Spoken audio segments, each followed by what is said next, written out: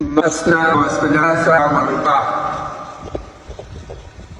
دا د قرآن مبارک آیات دی چې الله پاک وایي دوه ښځې وکړئ، درې ښځې وکړئ، څلور ښځې وکړئ او که نه سړي یې. الله پاک قرآن کې ویلي دي چې تاسو که نه سړي یې نو فواحدة بیا یو. لہذا یو خو زما مفتي صاحب دی، ظهیر مفتي صاحب چې امام نه دی، خو هر هغه امام ملا صاحب چې د ده یوه ښځه او دی امامتي ورکوي د پسې مونځ مکروه دی. دا کم حدیث او کم کتاب کې لیکلي دي چې هغه پسې مونځ مکروه دی چې یوه ښځه د ځان نه خبرې کوي. خدای ته وګوره خپلې سړی څه ته څه نور د دین خبرې خلکو ته ښایه، داسې کار مه کوه، مه وایه داسې خبرې. دا زما غوره ځکه چې الله وایي دا سړی دی مثنى وثلاث ورباع.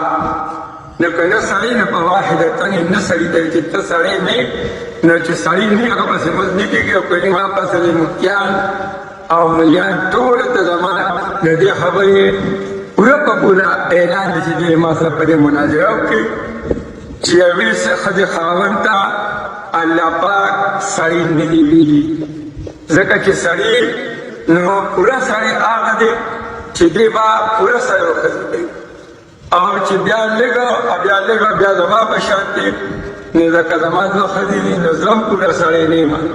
خو د دې په واحدتن کې چې کوم خلک دی د دې نه بیا هم پوره او نیت مې کړی دی د څلورو.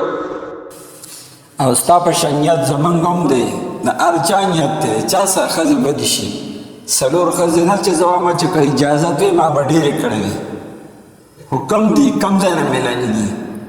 مړه خدای ته وګوره، مولي صاحبو زمونږ دې پېژنو که نه، مونږ سره لوی شوی وړوکې لوی شولې، نو خدای ته وګوره دا علما شرموه ما خلکو په علما پسې خندنې شروع چې ته دین خبرې ښایې. دا اوس کومه مسله ده چې ته اوس خلکو ته دا خبرې کوې په ویډیوګانو باندې؟